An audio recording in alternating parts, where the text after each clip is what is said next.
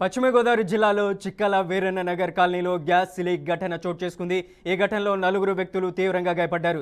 మాసబత్తుల లక్ష్మి అనే మహిళ ఇంట్లో గ్యాస్ సిలిండర్ లీక్ అవుతున్నందున స్థానికంగా ఉన్న శ్రీ శంకర సాయి ఇండియన్ గ్యాస్ కంపెనీకి ఫిర్యాదు చేసింది.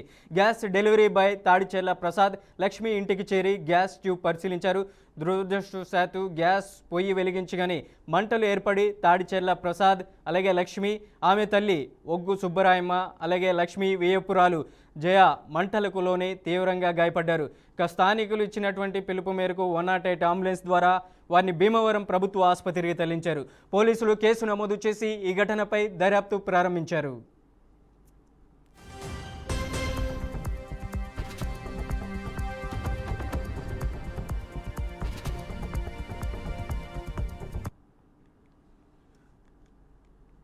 కృష్ణా జిల్లా గుడివాడ పట్టణంలో భారీ అగ్ని ప్రమాదం చోటు చేసుకుంది. శ్రీరాంపురం పుల్లలపాడు వంతెన సమీపంలో మంటలు ఎగిసిపడడంతో స్థానికులు భయాందోళనకు గురయ్యారు. అయితే సమయస్ఫూర్తితో స్పందించిన యువత, అగ్నిమాపక సిబ్బంది చురుకైన చర్యలతో పెద్ద ప్రమాదం తప్పింది. ఘటనా స్థలానికి చేరుకున్న ప్రజాప్రతినిధులు బాధితులను పరామర్శించి తగు చర్యలు తీసుకోవాలని అధికారులను ఆదేశించారు.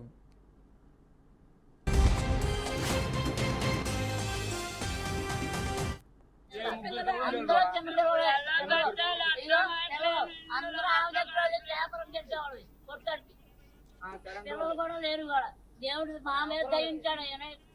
కొడుకున్నానయ్యా ఏమవ్వలేదు, ఏం చేశారు తెలియదు. నాకు ఏమైంది ఎలా వచ్చిందో తెలియదు అన్న. మామూలుగా కరెంట్ ఒక మీటర్కి కరెంట్ కూడా లేదు.